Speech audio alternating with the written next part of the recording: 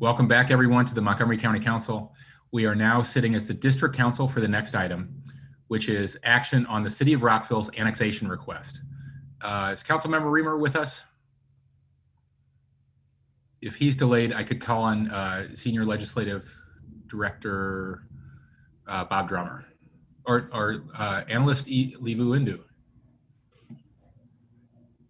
Good afternoon, council members. Good afternoon. You want me to go ahead and proceed? Please. Okay, so the work session for this was last week, but as a quick refresh, the City of Rockville is proposing to annex approximately 12 acres of land from the county to the city. It's about 10 acres of private land that used to be the King Buick Automotive Sales Center, and then 1.7 acres along the Maryland 355 right-of-way. The current zoning is general retail, which allows retail, commercial, and residential. And the petitioner is requesting that we use that it be rezoned to the City of Rockville's mixed-use corridor district, so MXCD. It is a different zone, so the council does have to expressly approve this annexation. But despite some of the differences between the zones, council staff, as well as planning board, and as well as the Fed committee, all recommended that the changes in the two different zones are minor enough that there isn't a reason to veto the annexation, which would be the second option, which basically says the county does not approve of this and it just delays it for 5 years. And again, it was part of this was actually reviewed as part of the Shady Grove Sector Plan Minor Master Plan Amendment, which the council adopted 2 weeks ago on April 6th. Terrific, thank you. Councilmember Katz. Thank you very much, Mr. President. I did touch on this last week when it was brought up. I think all of us should be very supportive of this. This is a logical continuation for the City of Rockville. It would be to the county's benefit to have it happen this way, and it would be to the City of Rockville's benefit to have it happen as well. So I am most supportive, and though if it required a motion, I would certainly make it. But I guess in this case, there was a committee recommendation. There is a committee recommendation. I think we heard a ringing endorsement from the district council member. Is all those in favor of the annexation, please raise your hand. And that is unanimous among those present. Aye. And Craig is here too. Including Councilmember Rice. And Councilmember Rice. Oh, I'm so sorry to step in 1 second. I forgot there were the 3 conditions recommended by planning. Those are part of the resolution. So I just want to make sure that that's part of the vote as well. Understood. Okay, everybody sticks with their vote. Okay, great. Now we can begin legislative session day 10. Item 8 is introduction of 2 bills. First, we have the expedited bill 1421, Finance, Working Families Income Supplement Amendments. Lead sponsor, council members Albornoz, Navarro, and Katz. Co-sponsors, council members Hucker, Friedson, Rice, and Glass. A public hearing is scheduled for May 11th, 21 at 1:30 p.m. And we're introducing Bill 1521, Solicitation of Vehicle Occupants in High-Speed Roadways Permit Requirements. Lead sponsor, Councilmember Rice.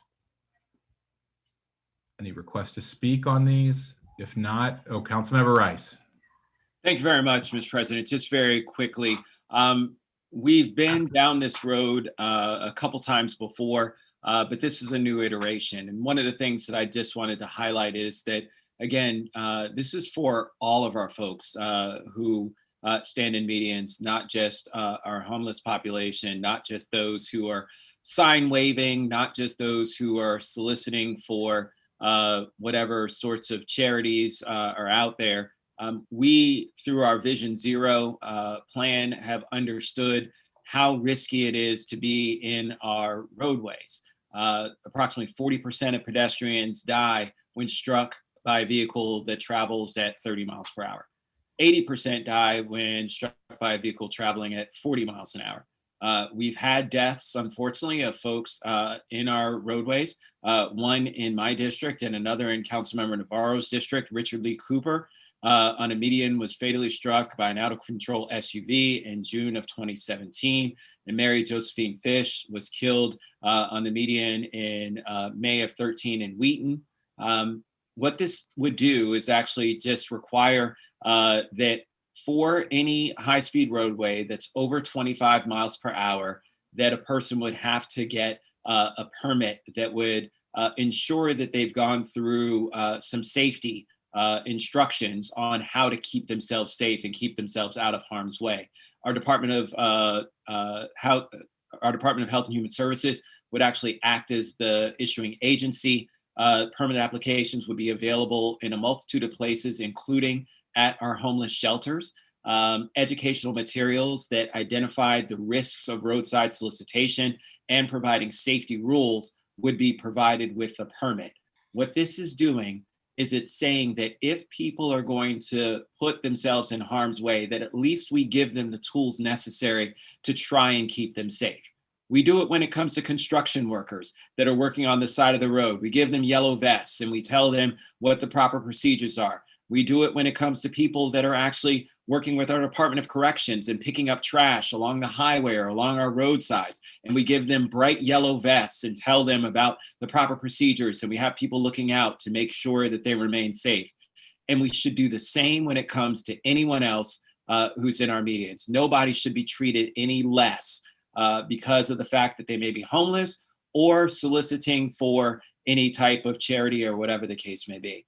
And so from that perspective, I think that this is a good way in which we approach our Vision Zero goals and also protect our residents. I really want to thank our Montgomery County Coalition for the Homeless, namely Susie Sinclair Smith, who helped us, as well as Christine Willens, who really helped us to brainstorm how best to try and achieve safety for all of our residents here in the county. So thank you, Mr. President. Thank you. And Council Vice President Albornoz. Thank you, Mr. President. Just very quickly, I want to thank all of my colleagues who served as lead and co-sponsors of Expedited Bill 1421, Working Families Income Supplement Amendments. This is a technical amendment, but a very important one that will ensure that all county residents, regardless of their immigration status, have the ability to access programs and services that are certainly intended for them to receive. As we know, every member of our community contributes economically, culturally, and now more than ever, it's important for us as an entire community to support every member of our community. So I look forward to the public hearing on this issue, but this is another example of Montgomery County showing our values as a community, that we are a welcoming community to everyone, and that when we all succeed, we all succeed. Terrific. Councilmember Novato. Thank you, Mr. President. Want to thank Council Vice President Albornoz and everyone who has sponsored this particular bill.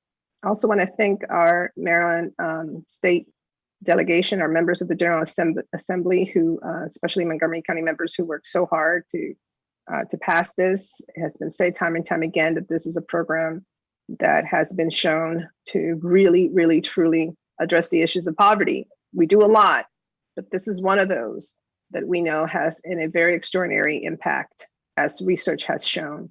But we also know that there are so many families who don't get to access this very important type of support, especially now with COVID-19. You know, we need to brace ourselves to post-COVID-19 recovery and the real impact that this has had, not just in the most vulnerable, but folks who perhaps before didn't even have to access a lot of supports. So I'm very pleased. I think this session in Annapolis has yielded some extraordinary, in my opinion, paradigm shifting type of legislation. And this is one particular one that I'm really proud that they were able to get through, and really proud of the fact that we're moving forward here as well. Thank you. Agreed. Okay, Councilmember Reamer. Thank you. Wanted to express appreciation for this legislation. I think my office missed the email. Apologize about the invitation to co-sponsor. I would like to be added as a co-sponsor, and I'm really excited about this. I was actually going to draft legislation working with some of the food security groups about extending the EITC to those with taxpayer identification numbers rather than social security cards. But obviously we needed the state to come through and make it law. As my colleagues know, years ago, I led a big battle to raise the county's match for the EITC to 100%. It had been cut during the recession, and I worked really hard with council members to restore that to 100%. And it's holding true today. I'm really pleased to see how it is applied yet. And I thank the executive for including that with the benefit of the federal funds that came and making sure that we were fully funding that, because it would have been a heavy lift otherwise. But in any event, I think it's a huge step forward, and I'm really pleased. And I'm sorry my staff missed the email. It happens sometimes, but thanks to the sponsors. Agreed. Yes, I think we're all grateful to Delegate Lutke and everybody who worked on this at the state level, and also agree with the thanks to the county executive. You really led the fight on this years ago, and I asked the county executive to get this in the budget. I'm really glad we were able to build on what the state has done. Our residents, we have a whole lot of residents that are really going to benefit from this. I think 68,000. Councilmember Jawando. Thank you, Mr. President. And I also, don't feel too bad, Mr. Reamer. I think we missed the memo too, so I'd also like to be added as a co-sponsor. And a lot going on. This is so important, particularly for our low-income families and our residents of color, all of our residents. And one of the things I love about Montgomery County is that when we talk about the people in Montgomery County, we say residents. We don't just say citizens. We don't count out a certain type of people or certain location. We talk about everyone that we represent. And this is so big kudos to council members Navarro and Albernaz and all my colleagues, Hucker, and the entire council, the people who led on this, and really happy about Annapolis. When you reduce someone's personal tax liability, with income inequality being such a big issue, you put more money in their pockets. That's more for food and transportation and childcare and all the things that we know people are struggling with. So this is a big deal. And now we just need to make sure we get the word out, which is always a struggle, making sure people know how to take advantage of it. So really excited and appreciate my colleagues, and would love to be added as co-sponsor. Thank you. Absolutely. All our residents who pay taxes deserve to benefit from this. Okay, I don't see any other requests to speak, so those bills are introduced. Now we have the call of bills for final reading. The council will now vote on the Housing Justice Act, which is an important piece of legislation that will help mitigate housing discrimination. Let me turn it over to Councilmember Glass. Thank you very much, Mr. President. And the Housing Justice Act has been a year-long endeavor, and I've been so pleased to work and have co-led it with Councilmember Katz. And the timing of this, I think, is perfect in that over in Annapolis, members of the General Assembly have just passed some of the most monumental criminal justice reforms in the nation. And while they've been doing that work over there, we still have more work to do here in Rockville, but I'm proud that this legislation will ensure that access to housing is more fair, just, and equitable.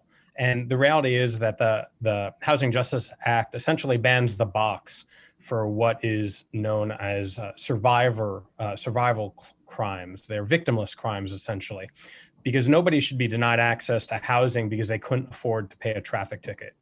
And no one should be denied housing because they didn't have access to a bathroom while they were experiencing homelessness. And yes, these are actual examples of what is happening in the community. And individuals who were formerly homeless and those who've served their time need housing just like everybody else, because the reality here is that Black residents are 4 times more likely to experience homelessness, and they are disproportionately overrepresented among individuals exiting the criminal justice system. And we originally thought of calling this piece of legislation the Second Chance Act, but the reality is that there are so many barriers that have been erected over the years for housing based on systemic racism that some individuals never had a first chance to begin with. And the discriminatory history of redlining and housing segregation have really led to generational effects on communities of color and perpetuated cycles of poverty. So to simply state it, the Housing Justice Act is to ensure that housing is a basic human right, and it will help more individuals get access to housing by strengthening our anti-discrimination laws. And I just want to thank Council members Jawando and Rice and Navarro and Reamer for co-sponsoring this legislation. And special thanks also to the advocates who worked tirelessly to really explain the real impact that this legislation will provide. Namely Christine Hong and Courtney Hall from Interfaith Works and Susie Sinclair Smith from the Montgomery County Coalition for the Homeless. I also do again want to thank my co-lead Councilmember Katz, and then internally within here at the council want to thank Christine Wellens and Mary Guys from Councilmember Katz's office. And last but certainly not least, want to thank my Chief of Staff, Valeria Carranza, for her incredible work researching this legislation, looking at national housing best practices to make sure that we are leaders in this effort, and for her countless hours engaging the community on all sides of this issue. So thank you all to my colleagues and staff, and Mr. President, I yield back. Thank you for all your leadership and hard work on this. I thought I was a co-sponsor as well. So anyway, I'd like to be, but thanks so much. This is a really important piece of legislation. Councilmember Katz. Thank you very much, Mr. President. And I was going to walk through the packet, and of course it was a joint committee meeting between Public Safety and Fed. So, and of course, Councilmember Glass did such a good job. I don't know that we actually have to walk through the packet. I'll ask Councilmember Reamer after I speak for a few moments. But I did want to sincerely thank Councilmember Glass for really being I will say the driving force on this. And yes, I am very proud that I was involved with it as well. But he truly was the driving force. But we cannot say that we have driving forces without actually thanking our personal staff as well as all of our staffs on central staff. I mean, I want to thank Mary and Valeria and everybody from both of our staffs for working on this, because there were, as much as we knew this was the right thing to do, at times it became a little bit more involved than we thought. The Housing Justice Act is going to reduce bias against homeless and justice-involved individuals in the rental housing market. And it sounds awfully simplistic, but if we want to end homelessness, we have to find a home for people. And that's what this will help do. It ensures clarity and transparency of rental application requirements and prohibiting inquiry into making housing decisions based upon low-level survival crimes, as Councilmember Glass so eloquently just spoke about. But Montgomery County residents existing homelessness, disproportionately people of color, often face discriminatory housing practices rooted in systemic racism. The Housing Justice Act strengthens the county's anti-discrimination laws, providing residents with increased access to stable housing, which is often the first step on a path towards a successful, fulfilling life. And again, I want to thank Councilmember Glass, my colleagues on the Public Safety Committee, the Fed Committee, council staff, and really so many public and private stakeholders who contributed to the enactment of this important legislation. What we're doing today is it's legislation that says you have to do the right thing. And that's all this boils down to. So with that, I will turn it back. With your indulgence, Mr. President, I'll ask Councilmember Reamer if he has anything to add. Thank you. Thank you. Councilmember Reamer. Thanks. Glad to support this bill. Appreciate the work of the sponsors and especially Councilmember Glass to bring it to us. And we worked through it at a couple of joint committee sessions. And I think we addressed a couple of challenging questions that were, implicated in the legislation. And we arrived at, I think, some refinements that are helpful and ensure safety for tenants in housing, as well as, while not jeopardizing the important mission of fairness and access. So, with that additional, handwork there, I think we packaged up a good bill and pleased to recommend it to the full council. Thank you. Councilmember Jawanda. Thank you. I just want to briefly congratulate and thank Councilmember Glass and Councilmember Katz for their leadership on this. It's a really important piece of legislation that when you think about, people that are returning citizens or returning residents and what they need to get on and stay on their feet and contribute to society and to reduce recidivism. This is a bill that tackles two big problems: that the high rate of housing instability and homelessness among people who are returning from incarceration, but also the discrimination that we see to one of the main barriers to getting back up on your feet. This council, with everyone's support, passed an update to the ban the box legislation for employment. And if you're going to get back on your feet, and I was proud to lead that legislation, that update, which is an update on legislation that the previous councils had put in place. And you have to be able to find a job, and you have to be able to have somewhere to live. And there's other supports you need too, but those are the top two. And so really appreciate Councilmember Glass pushing this forward. Happy to co-sponsor and to work on it and fed it. And we dealt with some serious issues in the joint committees, and really glad that we came out with a bill that will move things forward in a significant way and help our returning residents get back on their feet and reduce homelessness at the same time. An issue we still have to work on in this population, obviously overrepresentation with Black families, Black males in particular. This is a piece of that puzzle. We still got more to do, but it's a really important piece. So congratulations, and proud to support it. Thank you, Mr. President. Thank you. So we have a committee recommendation before us. And the clerk will please call the roll. Mr. Glass. Yes. Mr. Glass votes yes. Mr. Tawando. Yes. Mr. Tawando votes yes. Mr. Reamer. Yes. Mr. Reamer votes yes. Mr. Katz. Yes. Mr. Katz votes yes. Ms. Navarro. Yes. Ms. Navarro votes yes. Mr. Rice. Yes. Mr. Rice votes yes. Mr. Friedson. Yes. Mr. Friedson votes yes. Mr. Albornoz. Yes. Mr. Albornoz votes yes. Mr. Hucker. Yes. Mr. Hucker votes yes. Terrific. The bill passes. Congratulations. And next, I'll just call on Councilmember Reamer, who has a housekeeping request on item 7. I would like to be added. I'm sorry, I was sitting in the closed session wondering where everyone was. I'd like to be added as supporting the annexation vote, voting affirmatively on that annexation. Thank you very much. As would I, please. The question is, did you prevail in the debate in the closed session? I couldn't win the argument. I'm sorry. Yeah.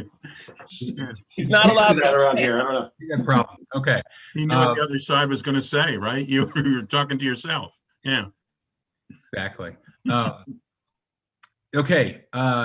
Thank you, colleagues. Now I'm going to turn it over to Legislative Attorney Ludine McCartney Green, so we can get to the highly controversial bill, Expedited Bill 821, Administration Department of Technology Services renamed. Thank you, Council President Hucker. I'm hoping it's not going to be controversial, but this bill was introduced on February 23rd of this year, and we had a public hearing on March 16th. At that time, there was no opposition to the bill, and we had one testimony from the Director of Technology Services, Mrs. Gail Roper, who I've invited today to answer any questions that the council may have. But essentially, what this is doing is technical in the actual code, but from a perspective of the department, they are expanding and modernizing their process and moving from a transition of service request orientation to more of a consultative role. And with that being said, re-engineering outdated processes, making things more innovative and supporting technology solutions for the community, for businesses, and for taxpayers. So with that, I'm going to stop there and ask the Council President if you'd like Ms. Gail Roper's here to also support or amplify anything else that the council may want to hear. Okay, welcome, Director Roper. Let me call on the chair of the Powerful Government Operations Committee. Thank you so much, Mr. President. I don't have much to say, Ms. Roper. I know we'll be able to explain the thinking behind this. That we did have very short conversation in the GO committee, and I know my members of the committee had felt that this was really appropriate, and want to thank Ms. Roper for a lot of the different elements and the different direction, and really how she is looking at the department as one that can play also a pivotal role in innovation, really work, plays into also economic development, issues of equity. It's just a lot more robust undertaking that how it was envisioned before. So I know it's a very simple bill, but I think what's the impetus behind it, it's something that I know in the GO committee, we've welcomed that shift in direction. Thank you, Ms. Roper. Ms. Roper, anything to add? Just thank you for your support, and to know that this is definitely a cultural shift for the organization that I believe will benefit our residents and the operation of the county as we begin to move towards more innovative practices and being able to re-engineer some of our legacy systems that need to go away. Terrific. Thank you very much for your good work. Come by more often. Okay, the clerk will call the roll. Mr. Glass, Council President, before we begin, want to make sure that we have a motion because this did not go through committee. I beg your pardon. It didn't. So moved. Councilmember Navarro Second. moves. Councilmember Katz seconds. Madam Clerk, please call the roll. Mr. Glass, Yes.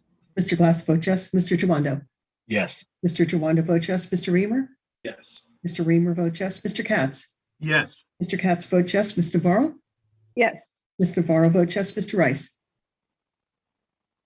Yes. Mr. Rice votes yes. Mr. Friedson, Yes. Mr. Friedson votes yes. Mr. Albornoz, Yes. Mr. Albornoz votes yes. Mr. Hooker, Yes. Mr. Hooker votes yes. Thank you, Ms. Brown. The expedited bill is approved. Thank you, Ms. Roper. Thank you. And Louis Dean, you passed the test. You've It was been just a tried. test from Councilmember Hucker. Yes. Yes. Give you a layup for your first bill, if it was your first bill. Okay. Look forward to seeing you again soon. Thanks for your help. I now propose a closed session to consider matters to concern a proposal for a business or industrial organization to locate in the state pursuant to Maryland Code General Provisions Article 3305B4. The topic is locating a pandemic center in the county. Can I get a motion to open the closed session, please? So moved. Councilmember Second. Beamer moves, Councilmember Friedson seconds. Okay, all those in favor, please raise your hand. That is unanimous. Okay, I'll see you in closed session. Thank you, colleagues.